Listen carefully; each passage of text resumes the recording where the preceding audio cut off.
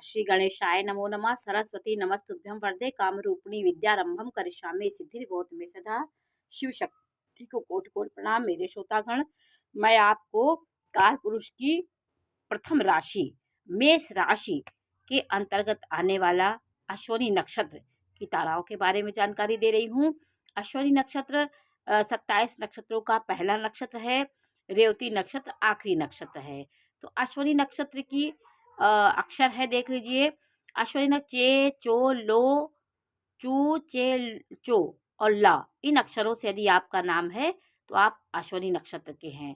आपकी जन्म राशि से आप देखेंगे, पुकार नाम से भी इसको देख सकते हैं। आपकी जो भी आपका इन अक्षरों से आपका नाम है तो आप अश्विनी नक्षत्र के जातक हैं।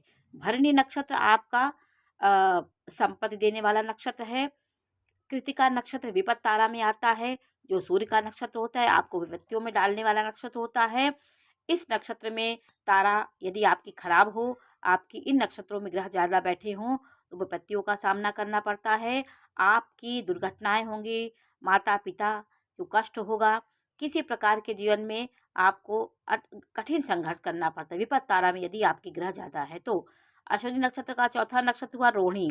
ये चंद्रमा का नक्षत्र है। ये क्षेम आपके लिए है, क्षमाशील नक्षत्र है, आपको क्षमा कर देने वाला नक्षत्र है। अश्विनी नक्षत्र और अश्विनी नक्षत्र का पांचवा नक्षत्र है मृगशिरा। मृगशिरा नक्षत्र आपके लिए अनावश्यक वाद विवाद प्रत्ययी तारा में आता है। ये अनावश्यक वाद विवाद दे सकता है, समस्याएं ला सकता है, लड़ाई झगड़ा झंझट के बाद ही कोई आपका कार्य पूरा होता है। आद्रा नक्षत्र साधक है। आपके अश्विनी नक्षत्र के लिए आद्रा नक्षत्र साधक साधनात्मक नक्षत्र है। साधना से आपको ये प्राप्त होता है। इन नक्षत्र में भी ग्रह होंगे तो आपको अच्छी आपकी सफलता को देंगे। और पुनर्वसु नक्षत्र ये वध तारा में आता है। जो गुरु का नक्षत्र है वो वध देने वाला होगा। इसलिए इन नक्षत्रों को त्याग करके किसी नक्षत्र आपके लिए अच्छा नहीं होता है। और पुष्य नक्षत्र मित्र आपके लिए है और आश्लेषा नक्षत्र अधिमित्र का काम करेगा। ये दोनों नक्षत्र मित्रता निभाने वाले नक्षत्र हैं। इसलिए आप कोई भी नक्षत्र को आप अपने समझ लीजिए कि वध तारा में अगर ये आपका कोई मांगलिक कार्य होता है तो परेशानियाँ आती है, वध तारा को आप हटा दीजिए।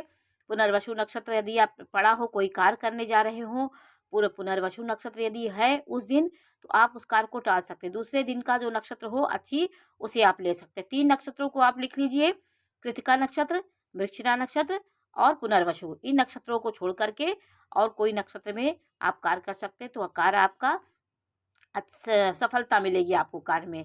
तो जन्म आपका जन्म नक्षत्र आपके जन्म तारा है। दूसरा संपत्ति भरणी नक्षत्र हुआ, तीसरा विपत्त तारा, चौथा क्षेम, पांचवा प्रत्ययी और छठवां साधक वध, सातवां वध तारा है और मित्र तारा, आठवां नक्षत्र पुष्य नक्षत्र, आश्लेषा नक्षत्र 9वां तारा है। ये 9 ताराएं आपके जीवन में काम करती हैं। इन 9 ताराओं में आपके ग्रह बैठे हों, कैसे कहाँ बैठे हों, आपकी जब जीवन में समस्याएं आती हैं तो आप अपनी ताराओं को देखिए कि ताराओं हर जितनी भी गतिविधियां जीवन की होती हैं सब हमारे ग्रहों पर निर्धारित होती हैं। यदि आप इसका गूढ़ अध्ययन करेंगे और मनन चिंतन करेंगे तो जो भी आपकी समस्याएं जीवन में आती हैं ये प्रारब्ध के हैं। इसे हमें हंस के पार करना है। आपके कोई भी पक्ष आपका दुर्बल होगा तो कोई ना कोई तारा खराब होगी। यदि आपकी प्रत्ययी तारा में पत्नी है, विपत्त तारा में है तो इस तरह की परेशानी आपके जीवन में आई। विपत्त होगा, विपत्तियाँ आएंगी। वध तारा में यदि आपकी पत्नी हो गई तो वधता आपकी तारा खराब हो गई, आपके जीवन में इस प्रकार की कुछ समस्याएं आ जाएंगी। कई चीज़ें ऐसे हो जाती हैं। प्रत्ययी में होगा तो अनावश्यक लड़ाई झगड़ा झंझट होंगे, परेशानियां आएंगी, ये सब चीज़ें हो जाती हैं। और मघा नक्षत्र ये भी मूल का नक्षत्र है। ये इनके स्वामी केतु होते हैं। अश्विनी के केतु होते हैं स्वामी।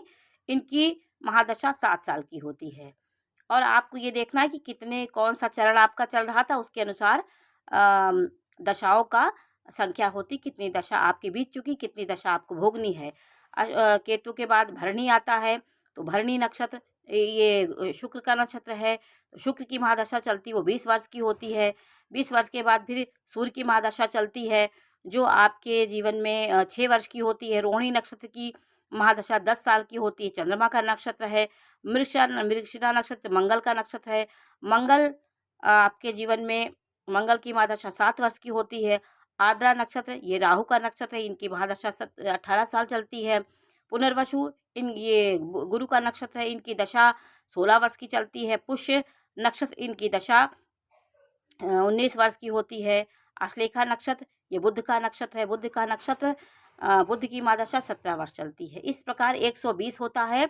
यदि आप इसको काउंट करेंगे अश्विनी नक्षत्र से लेकर के केतु 7, भरणी 20, कृतिका 6, रोहिणी 10 और मृगशिरा 7, आर्द्रा 18, पुनर्वसु 16, पुष्य शनि 19, आश्लेषा 17, सबको आगे जोड़ेंगे तो 120 वर्ष की मनुष्य की आयु बताई गई है। तो इन्हीं के अंतर्गत जीवन मरण का चक्र होता है। आदमी कभी जल्दी हो जाता है, मिनिमम 120 वर्ष की आयु ही से अंतर्दशा महादशा का विंशोत्तरी दशा इसको कहा जाता है। मघा नक्षत्र भी मूल का नक्षत्र है, इसमें सिंह राशि आ जाती है। मा, मी, मू, में इन अक्षरों से यदि आपका नाम प्रारंभ होता है तो आप माघा नक्षत्र की है। धनु राशि मूल नक्षत्र में आती है, ये भी केतु का नक्षत्र है। इसमें ये, यो, भा भी ये अक्षर आते हैं। ये मूल के नक्षत्र है, ये मूल की राशियां हैं। इनमें 3 नक्षत्र इनके प्रभाव में रहते हैं। 3 नक्षत्र होते हैं, मघा, अश्वनी, मघा, मूल। 3 नक्षत्र केतु के हैं। इनमें 3 राशियां आ जाती हैं, सिंह, धनु, मेष। मेष, सिंह, धनु। और इनकी महादशा 7 वर्ष की होती है। तो आज हमने आपको अश्विनी नक्षत्र की ताराओं के बारे में जानकारी दी। जानकारी आपको कैसी लगी मैं अवश्य बताएं। चैनल लाइक करिए, सब्सक्राइब करिए।